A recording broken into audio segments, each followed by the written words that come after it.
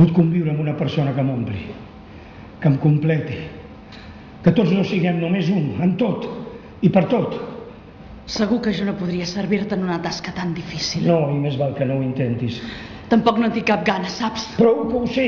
Jo no esperava un suport vital com aquest quan em vaig lligar a tu.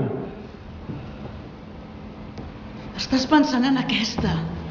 En aquesta model que fa temps va ser servir per...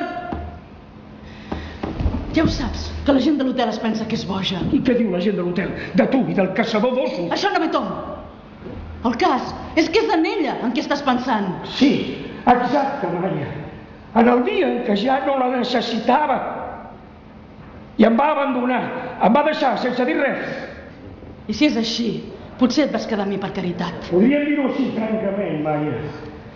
Ja feia un any i mig que hi rumiava tot sol.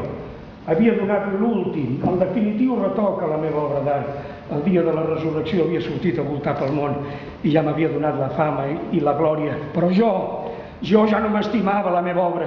Els elogis i els homenatges de la gent em feien venir nàusees o fugir desesperat al fons del bosc.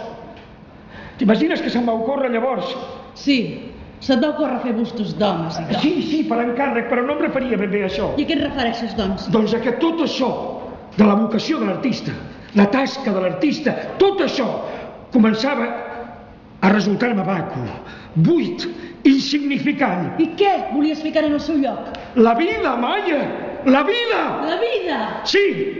És que potser la vida, amb tota la seva bellesa i esplendor, a la llum del sol, no pot valer molt més que passar els meus darrers dies tancat en un cau humit i fred, consumint-me entre grumolls de fang i blocs de pedra. Mentre se li remou la consciència i es turmenta de pensar que mai no ho aconseguirà. Ni en tota l'eternitat no aconseguirà alliberar-se i assolir la resurrecció. Es quedarà per sempre més dintre del seu infern. Poeta. Per què em dius poeta? Perquè no tens esma. Ets dèbil i massa indulgent amb tots els actes de la teva vida i amb tots els teus pensaments.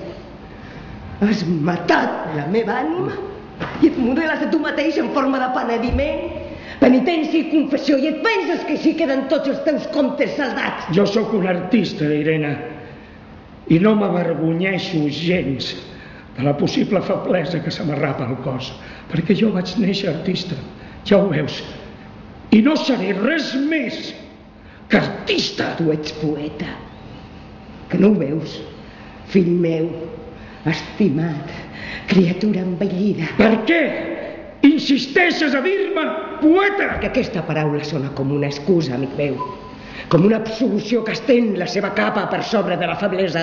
Però jo era una persona en aquell moment i també tenia una vida per viure i un destí per a complir. Ja ho veus, Arnold?